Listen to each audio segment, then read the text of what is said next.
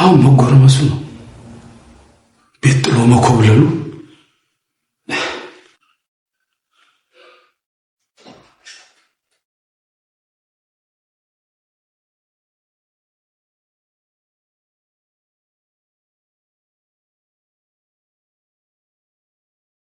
ሰላም ሰላም የአደይ ድራማ ፋሚሊዎች የአደይ ድራማ ቤተሰቦች እንዴት አላችሁ?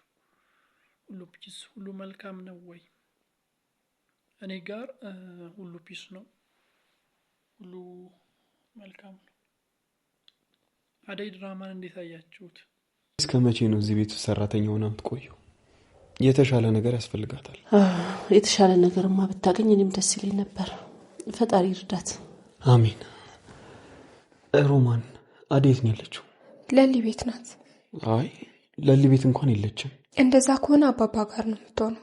አባባ ማን ናቸው? የቅምጥል አባት። ኦኬ መጣሉሽ። ወዴት ልትሄድ ነው? ገና ሆኖ አይደል የገባኸው? አዴን የግድ ማውራት አለብኝ። መጣለሁ።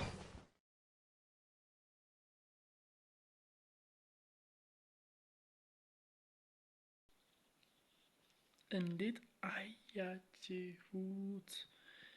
እንግዲህ በጣም የሚገርም አካሄድ እየሄደ ነው እንዳያችሁት።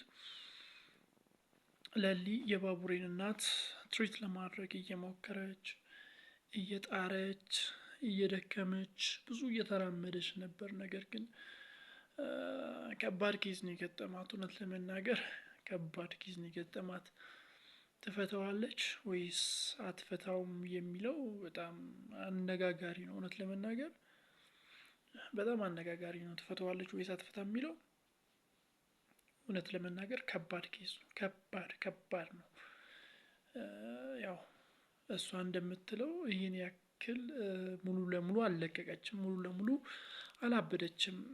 የሚረዳት የሚያወራት ሰው ነው የምትፈልገው ብላ ለባቡሬ ስትነግረው ነበር።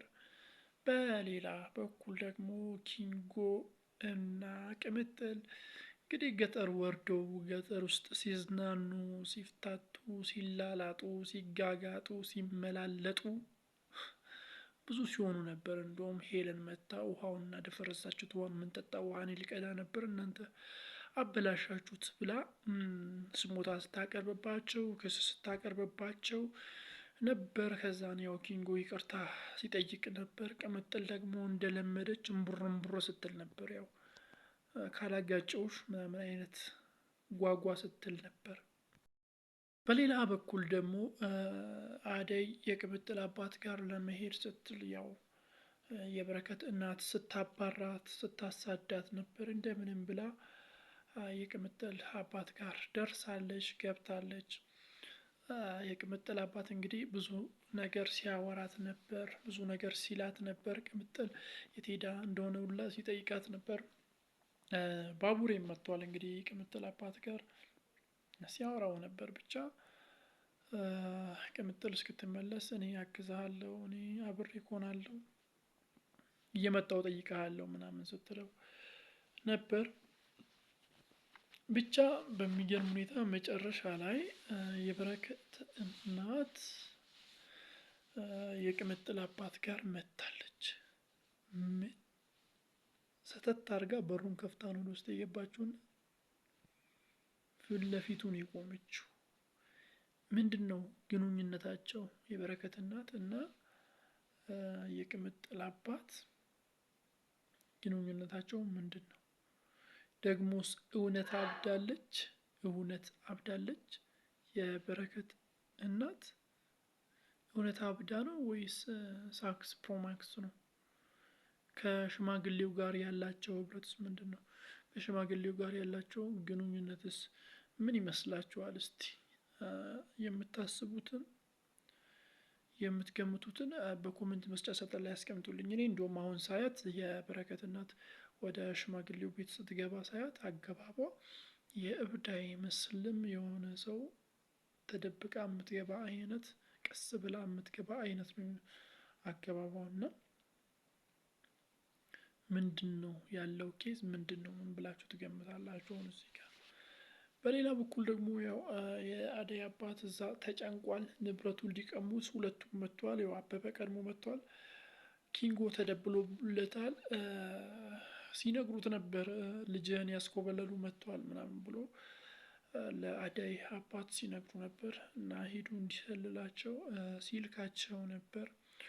ብቻ አበበና ዳይመንድ ይሳካላቸዋል።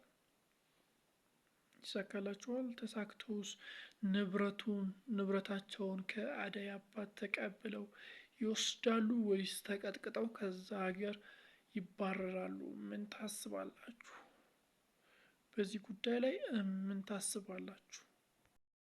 እና በዚህ ጉዳይ ላይ ያላችሁን ሀሳብ በኮሜንት መስጫ ሳጥን ላይ አስቀምጡልኝ። በሌላ በኩል ደግሞ ያው ዴቭ እና አደይ መደባበር አይነት ሙድ ውስጥ ገብተዋል።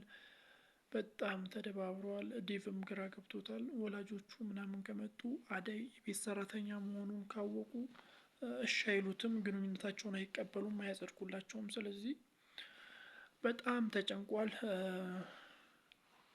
ሩታ ራሱ ያንን ነው ለአሹ ስትነግረ ነበር። ኢቭን ኢፍ ለአደይ ለራሷ ስትነግራት ነበር፣ ተጠንቀቂ ስትላት ነበር።